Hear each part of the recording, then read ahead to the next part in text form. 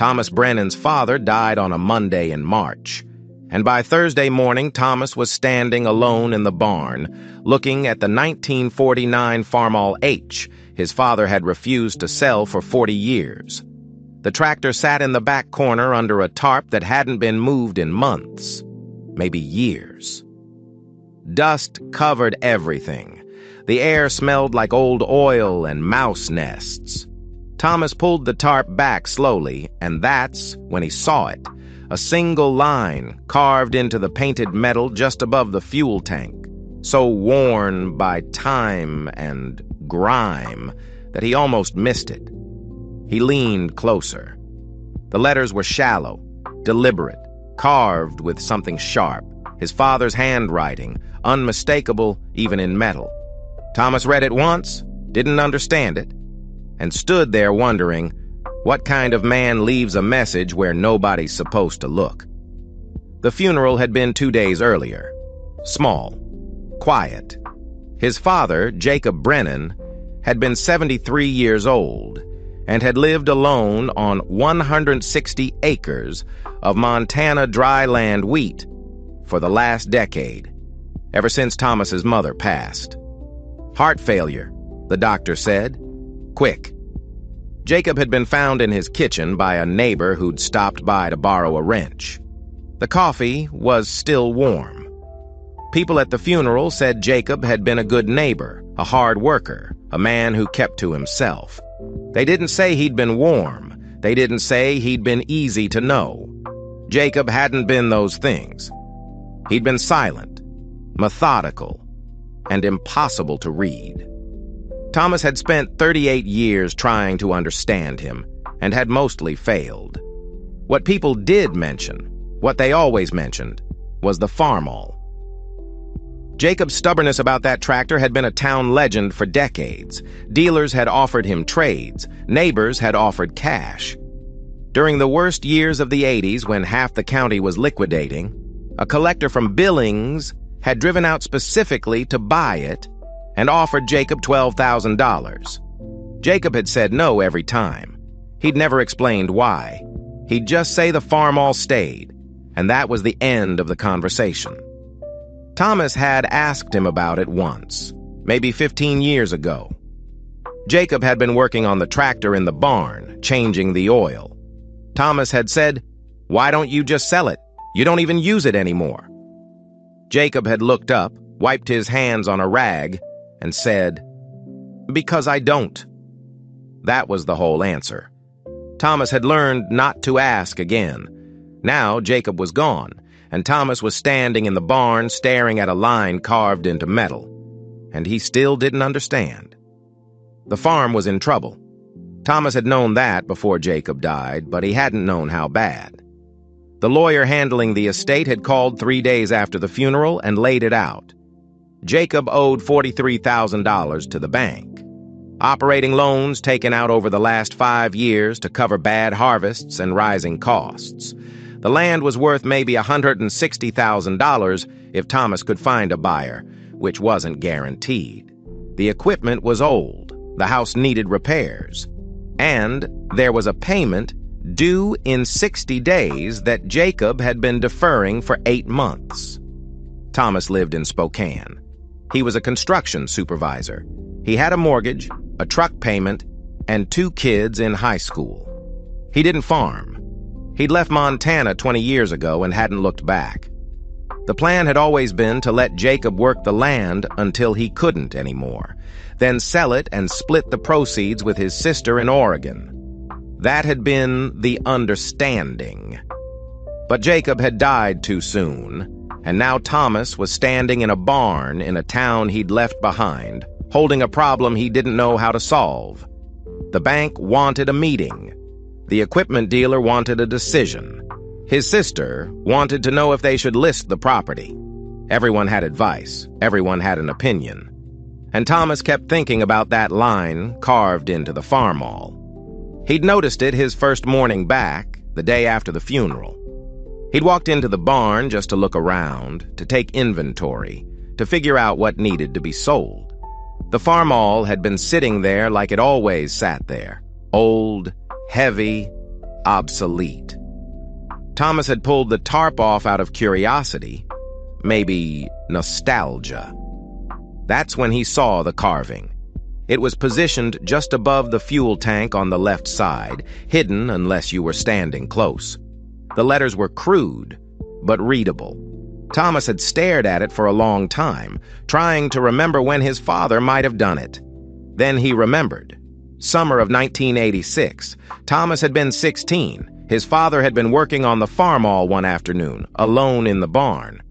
Thomas had walked in to ask something, he couldn't remember what, and had seen his father bent over the tractor with a screwdriver, carving something into the metal. Thomas had asked what he was doing. Jacob had straightened up, put the screwdriver in his pocket, and said, "Maintenance." Then he'd walked out. Thomas had forgotten about it until now. That had been 36 years ago. The tractor hadn't been used since maybe 1990. Jacob had bought a newer John Deere in '89 and retired the Farmall to the barn. But he'd kept it, maintained it, refused every offer. Thomas read the line again. He still didn't understand it. The meeting with the bank was scheduled for Friday. Thomas drove into town and sat across from a loan officer named Sharon Vickers, who'd worked there for 20 years. She had Jacob's file open on the desk. She was professional, sympathetic, and direct. "Your father was a good customer for a long time," Sharon said, "but the last few years were difficult. Drought, low prices. He kept borrowing to cover operating costs, hoping the next year would be better. It wasn't." Thomas looked at the numbers. $43,000 in outstanding debt, payments 9 months overdue, interest accumulating monthly. Sharon leaned forward. "Here's what I can tell you. If you want to keep the farm, you'll need to bring the account current within 90 days. That's $43,000 plus penalties, roughly $46,000 total. If you can't do that, we'll need to discuss liquidation." Thomas asked the question he already knew the answer to. "What if I sell equipment?" Sharon pulled out another sheet. "We've had the equipment appraised. The John Deere tractor might bring $18,000 at auction. The grain truck, maybe $7,000. The cultivator, planter, various implements, another $8,000 combined. You'd net maybe $30,000 after auction fees. That leaves $16,000 outstanding, which we'd restructure as a lien against the land." Thomas sat there doing math. $30,000 from equipment. Maybe he could pull 10 from savings. That still left 6,000 short, plus he'd have no way to actually farm the land without equipment. He'd be paying a note on land he couldn't work. Sharon watched him calculate. Then she said, "There's another option. Sell the land, pay off the debt, walk away with whatever's left. Given the market, you'd probably clear $100,000 after everything settles. You could split that with your sister and move on." Thomas drove back to the farm and sat in his truck in the driveway for 20 minutes. Selling made sense. He didn't live here. He didn't farm. His sister didn't want it. The land would sell. The debt would clear. Everyone could move forward. He walked into the barn and looked at the Farmall again. The line was still there. He read it for the 10th time. That evening, Thomas called his sister. He told her what the bank said. She listened, then said, "So we sell, right? That's the smart move." Thomas didn't answer right away. His sister said, "Tom, you don't farm. I don't farm. Dad's gone. Keeping that place doesn't make sense." Thomas said, "I know. So why do you sound like you're not sure?" Thomas looked out the kitchen window toward the barn. "Did Dad ever talk to you about the Farmall? The old tractor?" "Yeah." "Not really, just that he wouldn't sell it. Why?" Thomas didn't answer. His sister said, "Tom, that tractor's worthless. Don't let sentiment cloud your judgment." They hung up. Thomas sat at the kitchen table where his father had eaten breakfast every morning for 40 years. The house was quiet, too quiet. The next morning, Thomas called the equipment dealer. A man named Rick Paulson answered.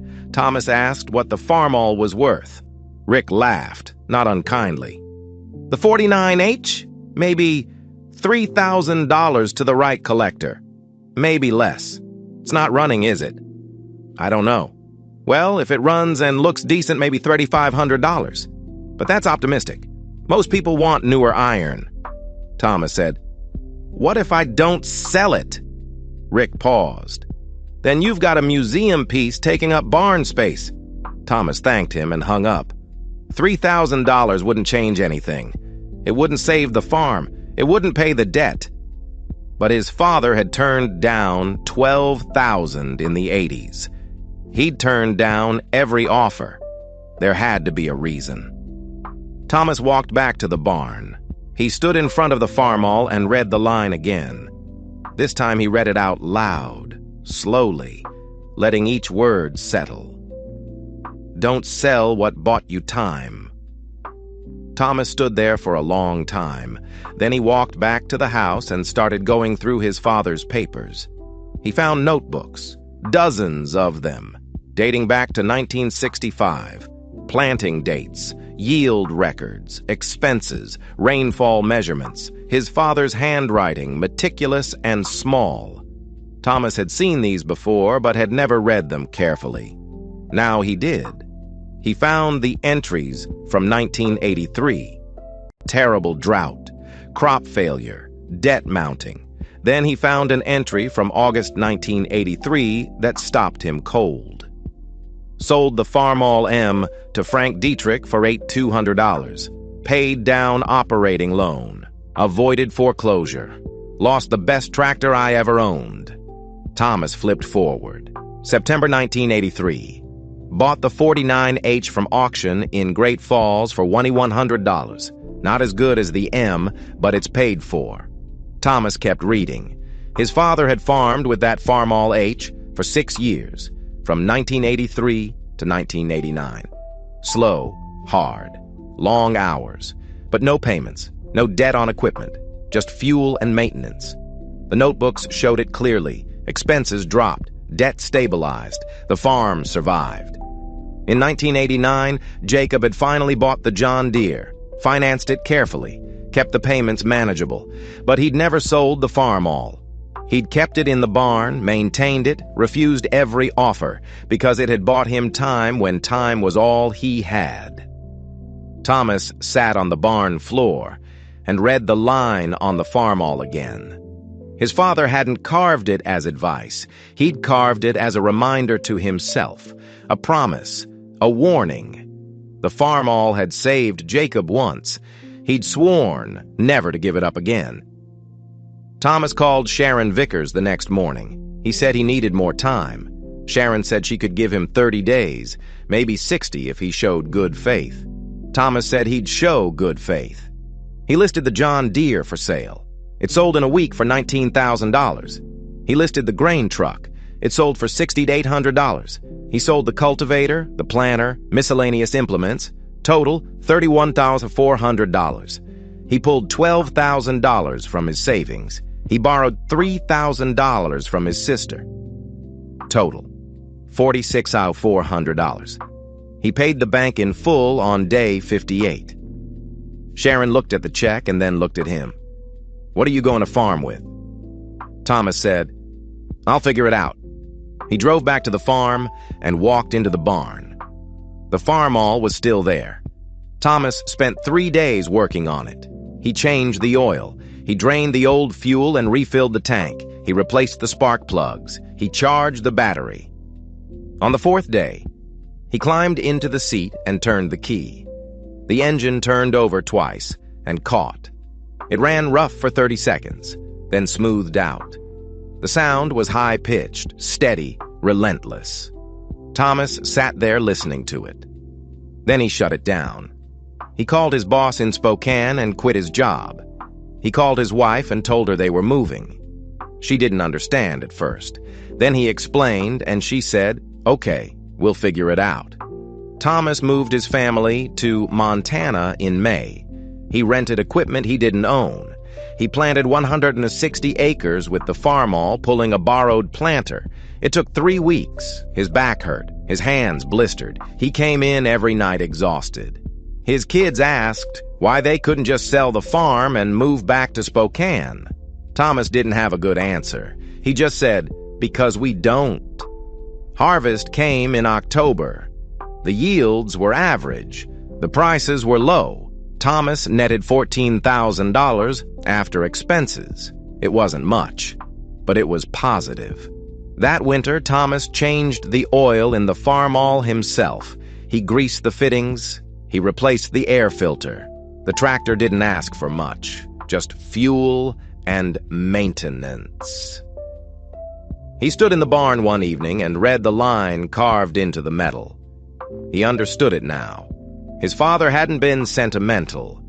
He'd been practical. The Farmall had bought him time when he had nothing else. It had kept the farm alive when everything else wanted to kill it.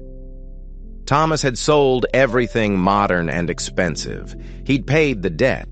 He'd kept the one thing that didn't owe anyone anything. He didn't know if he'd survive the next 5 years. He didn't know if prices would recover or collapse. He didn't know if his kids would forgive him for uprooting them. What he knew was this: the Farmall would start when he needed it to start. It would run as long as he kept fuel in it and oil in the crankcase, and it would never send him a bill. His father had understood that. He'd understood it so well he'd carved it into metal where only someone looking closely would find it. Thomas ran his hand over the carved letters. They were worn now, almost smooth, but the meaning wasn't. Don't sell what bought you time. His father had never explained himself in life. He didn't need to. The Farmall explained everything. Thomas walked out of the barn and looked at the fields. Spring would come. Planting would start. The Farmall would run. The farm would survive. Not because it was easy, because it was paid for. If this story made you think about your own family, don't forget to subscribe for more stories like this.